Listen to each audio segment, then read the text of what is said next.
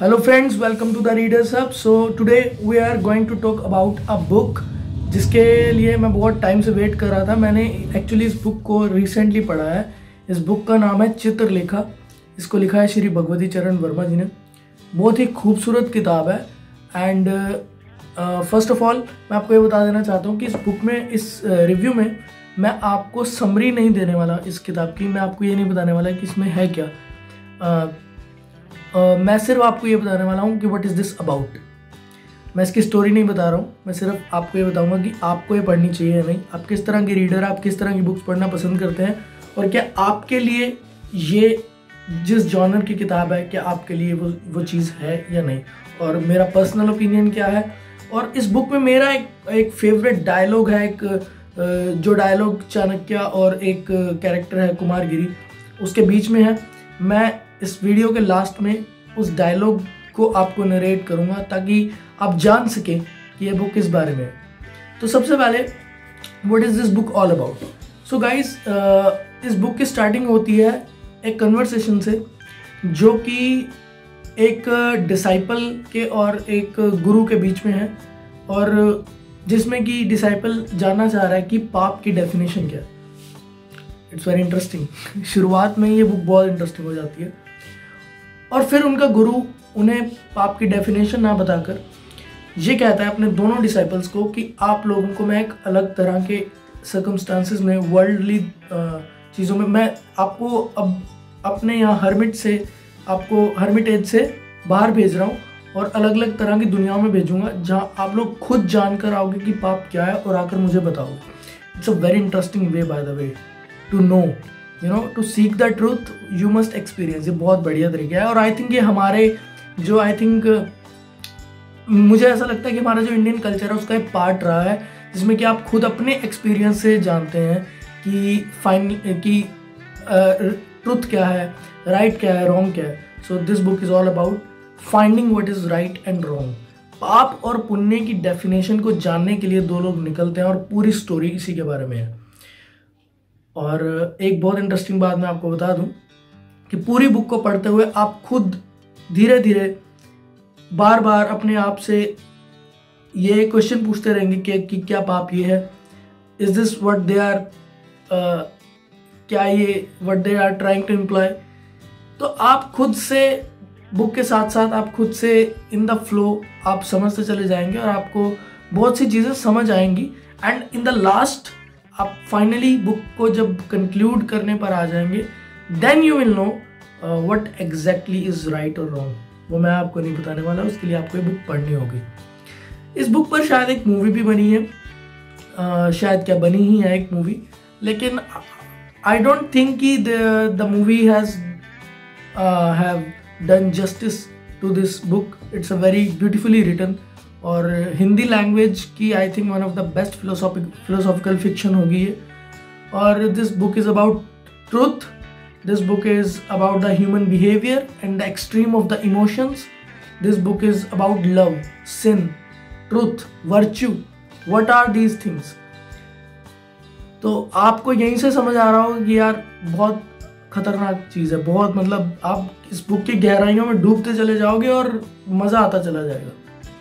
और मेरा personal opinion क्या है कि मेरे पर्सनल ओपिनियन से पहले कि आप किस तरह के रीडर हैं, आप जान लीजिए कि आपको इस बुक में क्या मिलने वाला है। अच्छा, रीडर्स अक्सर कुछ लोग होते हैं जो सेल्फ हेल्प को पढ़ना पसंद करते हैं। आई don't think it's for them. कुछ लोग होते हैं जो कुछ थ्रिलर, कुछ मिस्टीरियस चीज़ें पढ़ना पसंद करते हैं। ऐसा भी इसमें कुछ नहीं है, ठीक है। कुछ लोग हैं जो फिलॉसफी को पढ़ना पसंद करते हैं, जो डायलॉग्स को पढ़ना पसंद करते हैं, और ऐसे लोग जो कि जानना चाहते हैं कुछ ऐसा जो हमारे बिलीफ सिस्टम से कुछ अलग है। और इस बुक में आप वाकई में आपके बिलीफ सिस्टम से बहुत अलग हटकर आपको कुछ जानने को मिलेगा। और मैं अभी आपको बताऊंगा मेरा फेवरेट डायलॉग क्या है इसमें, और वो किन दो लोगों के बीच में है, और वो मैं अभी आपको नरेट करके सुनाता हूँ। तो आप अगर थोड़ा सा स्पिरिचुअली इंक्लाइंड है या कुछ जानना चाहते हैं, हालांकि नॉट एग्जैक्टली स्पिरिचुअल, बट क्योंकि जो इसका सेंट्रल कैरेक्टर है that is Chitralekha, she is such a wonderful character. You know she is a very beautiful women जिसको सब लोग एडमायर करते हैं। लेकिन ये बुक एक्चुअल में 300-400 BC के आसपास के टाइम की सेटअप है, इतने पुराने टाइम की। लेकिन इस वुमेन को, चित्रलेखा को जब आप पढ़ते हैं तो आपको लगता नहीं है कि ये एक इतने पुराने ज़माने की वुमेन है। She is very empowered, she is very strong with in and she is very honest. हालांकि वो बहुत सी जगह पर कंफ्यूज्ड है, but she is honest to her self, she is confused but honest. और इस बुक में उस कैरेक्टर को बहुत स्ट्रॉन्ग दिखाया, जो ऐसा लगता है कि यार आज के टाइम की वुमेन लग रही है ये। जिससे कि साफ साफ मालूम होता है कि भाई पुराने टाइम में, उस टाइम पे, क्योंकि चंद्रगुप्त मौर्य के पास हिस्ट्री में सेटअप कहानी है, तो इस बुक से ये भी हमें पता लगता है कि उस टाइम पर जो मेन और वुमेन के बीच में जो डिफरेंसेस थे वो ज़्यादा नहीं थे, इक्वल थे, बल्कि आज के टाइम से ज़्यादा सही टाइम था वो। मुझे पढ़कर ऐसा लगा, ये मेरा पर्सनल ओपिनियन है, ठीक है। और चलो मैं आपको अब अपना फेवरेट, जो इसमें मुझे लगा, जो मेरा फेवरेट डायलॉग है वो मैं आपको पढ़ के सुनाता हूँ, और फिर आप उसे डिसाइड कर सकते हो कि आपको इस बुक को पढ़ना चाहिए या नहीं।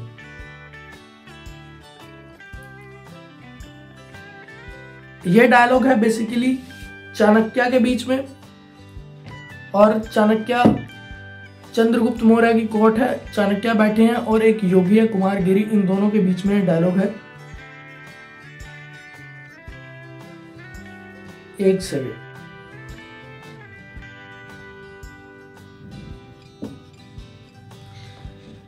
वियोग वृद्ध मंत्री चाणक्य ने अपने सामने बैठे हुए नवयुग योगी कुमारगिरी को इस प्रकार देखा, जिस प्रकार एक दानव अपने सामने खड़े हुए बोने की ओर देखता है।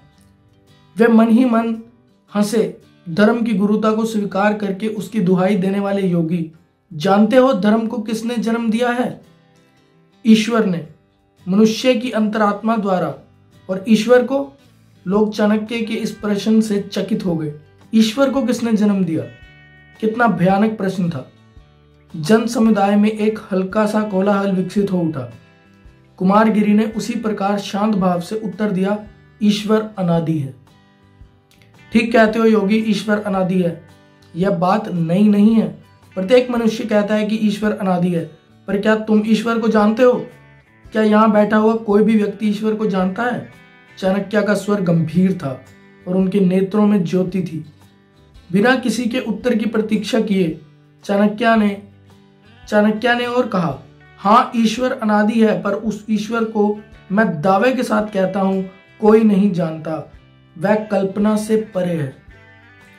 वह सत्य है, पर इतना प्रकाशवान कि मनुष्य के नेत्र उसके आगे नहीं खुल सकते। उस सत्य को जानने का प्रयत्न करो, उस ईश्वर को पाने के लिए घोर तपस्या करो, पर सब व्यर्थ है, निष्फल है। यदि तुम ईश्वर को ही जान सको, यदि तुम्हारी कल्पना में ही वह अखंड और निस्सीम अनंत का रचयिता आ सके, तो फिर वह ईश्वर कैसा? पर योगी, हमारा और तुम्हारा ईश्वर जिसकी हम पूजा करते हैं, उस ईश्वर से भिन्न है। हमारा और तुम्हारा ईश्वर कल्पना जनित ईश्वर है। अपनी आवश्यकताओं को पूरा करने के लिए ही समाज ने उस ईश्वर को जन्म दिया है। So this was my favourite part of this book, one of the favourite part of this book. और अब आप अंदाज़ा लगा सकते हो कि इस बुक में किस तरह की बातें होंगी, किस तरह के डायलॉग्स होंगे।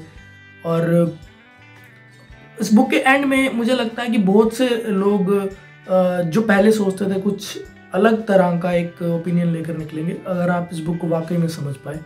So this was my review about this book Chitralekha. I hope you like my review, और मैं आगे और भी बुक्स का रिव्यू करना चाहता हूँ। अगर आपको ये रिव्यू पसंद आया तो प्लीज़ मुझे बताएं कि कैसा था ये रिव्यू और मुझे क्या इंप्रूवमेंट करनी चाहिए।